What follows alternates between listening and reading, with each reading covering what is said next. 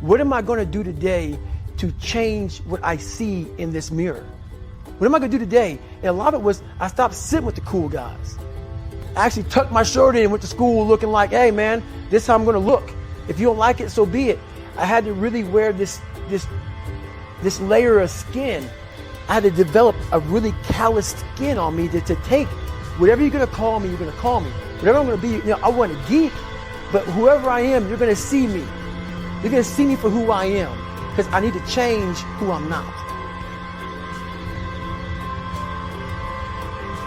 They want to say, oh, don't call yourself fat. Don't call yourself dumb. If you're not real and raw with who the f you are, nothing's going to change. And in this nice new world that we live in, we want to hear, you're just a little big. No, man, you might be fat. And it's okay to hear that from yourself and from everybody else. So that's where it started at. And it's raw. It gets ugly sometimes in me in the mirror. But I'm also proud of myself to be able to tell myself that and then fix what's in that mirror. Look at yourself, man. Look at yourself. How you address it is you face it. You face it every day. You face it every single day of your life. Where you say, okay, like if you're fat and you lose weight, it's patience. It's patience in this fact of accepting who you are right now. I'm fat. I don't like myself. Accepting the fact that if you lose 3 or 4 pounds, that's a huge accomplishment. You have to live in your own world. You cannot judge yourself. That's why social media and all these things are horrible. You can't judge yourself off of the so-called competition that we have made up in our mind. The things that, how people look, how people act, how smart someone is. This is a race that you run completely alone. Are you accountable for what you're doing? Are you accountable? And I mean to the T for what you're saying. I am. And that's where it started. It started with that total accountability of, let's not lie today. Let's tell people the truth. But how did you stop feeling sorry for yourself? When you really sit back at your life and you are in that dark room and you're looking at where you started from and you tell yourself, God, dog, man, my mom is this way. My stupid stepdad got murdered. My dad beat the shit out of me. I can't read and write to save my fucking soul. I've lied about it to everybody. I've cheated on all these tests. My God, man. And then you put a goal in your mind. How you gonna feel, man, when you accomplish this goal coming from that shit? Coming from the hell you came from. A lot of people start from a good starting point. Have a good foundation. What if you can surpass all of these motherfuckers? What if everybody who was way up here started up here, and you started with no legs. You had to grow legs to even start walking, and then crawling, and then running, and then you start passing people with all this given to them. I had to use all this negative shit that was making me weak and horrible as a person. I had to use this as the power that now fueled me. I had to flip it on its head and say, hold up, this might be exactly what I need. The darkness is exactly what I need. It's how you look at your situation. So if you have any mental toughness, any ability, you have any fraction of self-discipline, the ability to not want to do it but still do it. People have a hard thing to understand. I hate to run. And what makes me so crazy, it doesn't anymore, people go, well, why do you run if you hate it? What are you talking about? I don't want to take showers and eat either. I hate that too. That's life, man. It wasn't until I changed that mentality that I became somebody. I hated going to school, so guess what? I was dumb as shit. But if you can get through to doing things that you hate to do, on the other side is greatness. That's what people don't understand. By me running, I am callous in my mind. I'm not training for a race. I'm training for life.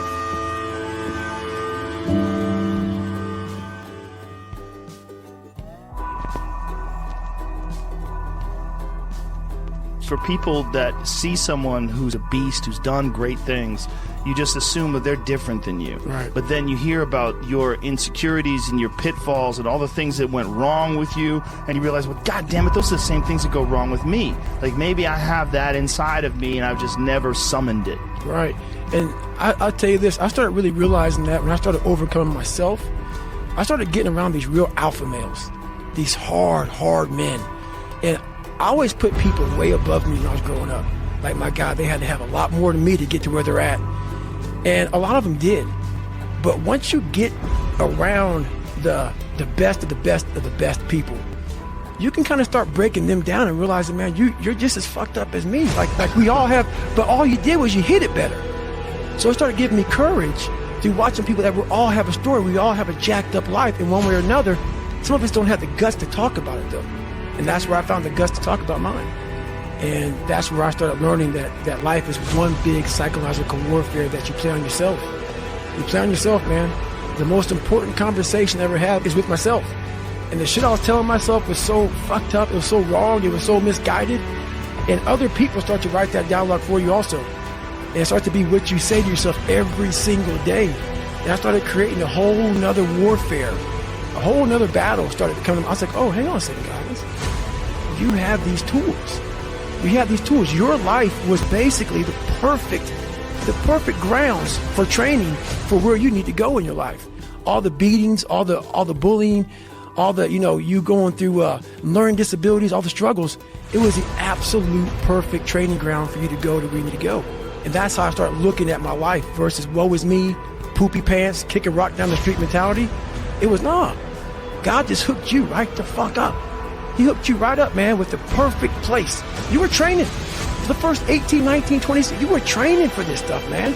You have the advantage of everybody else versus, my God, they're so above me. They came from a great family. Mom and dad loved them. They didn't have to learn, they didn't stutter, they didn't struggle. No, man, your struggle is what made you who you are now. So I started flipping this into a whole different, I started being a master of what I was scared of. I was scared of my mind. And I became literally a master of that mind. And that's what now, from now on, it sets me apart from most people. I started diving into it.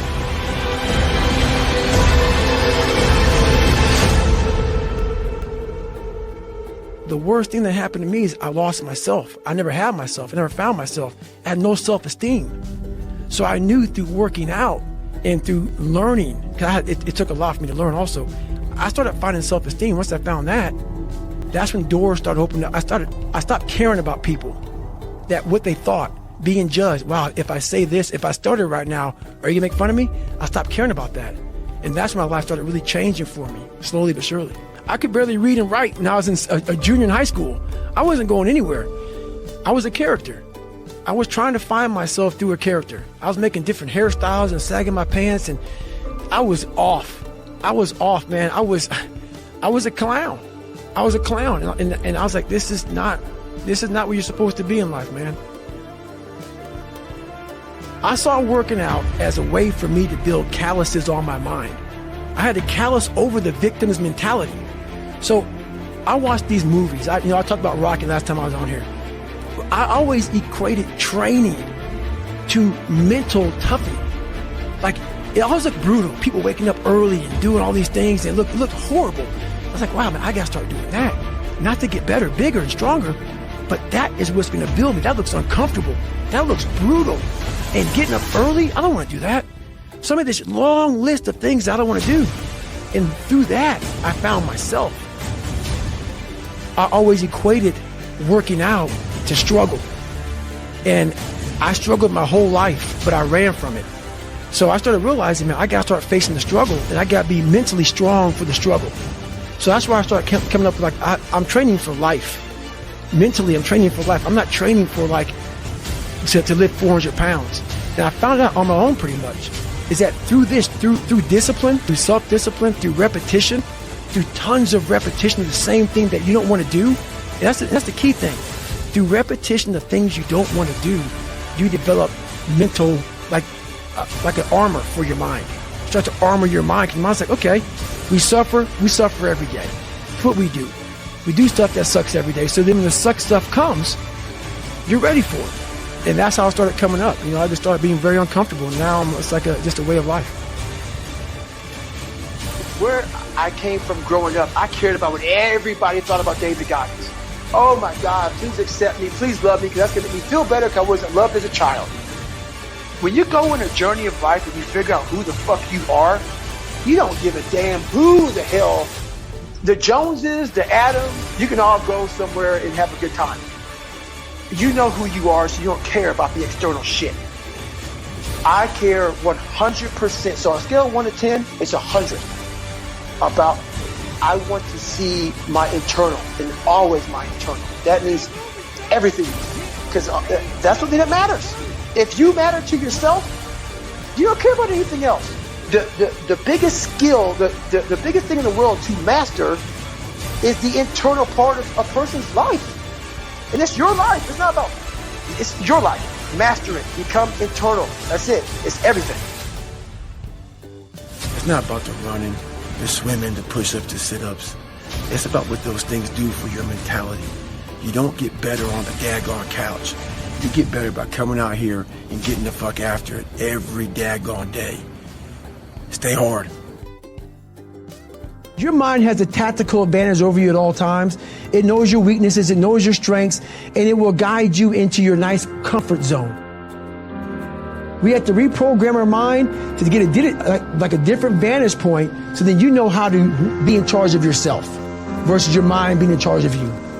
But let's say I'm training for a 100-mile race, and I get to mile 50, and I feel like and like everybody else, my mind gets soft. Why? Because I'm human. I'm not some damn, hybrid creature that was formed from the heavens above. No, not human. I suffer. I'm uncomfortable. I don't like it. So my mind starts to get weak, and we start to forget about how badass we are. So basically what I do here is you have to make sure that your mind doesn't become spastic. When it's suffering, when it's in pain, all it wants to do is find the easy way out, which is usually quit. If you quit, the pain goes away immediately. You gotta give yourself enough energy and fuel in your mind to stay just a little bit longer so you can talk yourself into staying for the whole thing. And this is how it works. Most of us never start anything cold. If you're gonna go to college, you gotta study your ass off.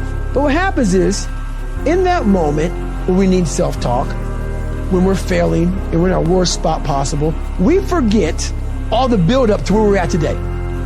We forget how much work we put in. We forget that we put years, maybe not into making these dials, but to getting where you're at today. To become this person. To become this person, to be in a position to make this money, or whatever you want to make, whatever you want to do in your life. We forget that. We forget that journey on what it took for us to get in this moment to make the right decision. So my self-talk is this: okay, I want to get the f*** out of here, man. I'm done. Then I remember this. You ran 2,000 miles training to be in this moment right now. We forget that. We forget the 3 o'clock in the morning runs or getting up early for work or whatever you're doing. We forget all that. In that moment of suffering, I remind myself, I only have 50 more miles. I put in 6 months of training. So what I do, my self-talk, is basically going back down memory lane of all those up days. I ran the rain, or I had to study real late at night, and I didn't want to do it, but I did it to get here. I wanted to get here. Yeah. Now you're here, and now you want to quit. So you got to be mindful, but this thing about it, if you haven't put in any hard work to reflect on,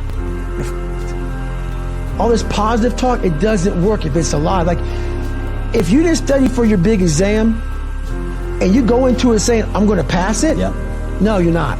You're going to fail it. That self-talk is not going to work. Self-talk without real work is just a lie. So my self-talk is me reminiscing back on the struggle to get to this moment. And that tells me we're not quitting today. Not today.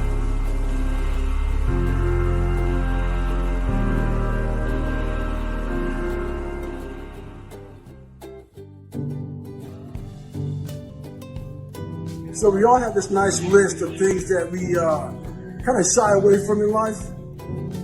My big thing about being mentally strong is you have to pick those things you don't want to do and start to check them off the box, man. It's so easy just to go to that nice comfort zone, the path of least resistance, so then your mind starts to get more and more weak, and weaker and weaker and weaker. And you wonder, why the fuck am I not getting tougher? Because you're choosing this nice and happy path with nice comfortable beds and all sort of shit over here on this side. Over here is that side that we fear. You gotta make that fear list over here, start to conquer it, start to overcome it, start to callous your mind, dig into all these different things, and that's how you do it, man. You really need to go create a situation where you sink or swim, and you'll learn how to swim. You've got to place yourself in the midst of a storm, and it's got to be a self-created storm. Otherwise, most people have to wait till the shit comes crumbling down before they take action in life. I'm inviting you to create a shitstorm for yourself so that you will be motivated by the wolf crying at the door, by the dog nipping at your ass, by the fire under your ass. All right, dude? So there's no nice way to do this. Right? Rip the fucking Band-Aid off. Throw yourself off the cliff and learn how to fly on the way down. We all look for toughness. We all want it. But we look for it in a comfortable environment. I was trying to look for it everywhere. The only way you find it is to drown yourself in a position where you're just out of sorts, where you can't swim and you're drowning. Where you're drowning. You're drowning in life. But you say, you know what, man? Fuck that. I'm gonna figure out how to fucking backstroke or fucking something. The only way I believe, this is my experience in life, the only way you're ever going to get to the other side of this journey is you have got to suffer to grow. To grow, you must suffer. Your mind has to be stronger than your feelings.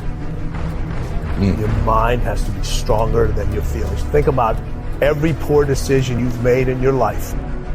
There was more emotion that was involved in it than there was mind.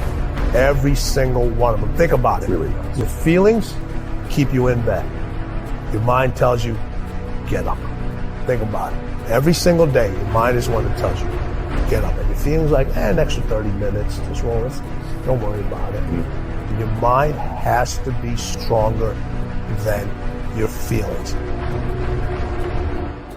Those days when I'm tired or worn out or just basically sick of the grind.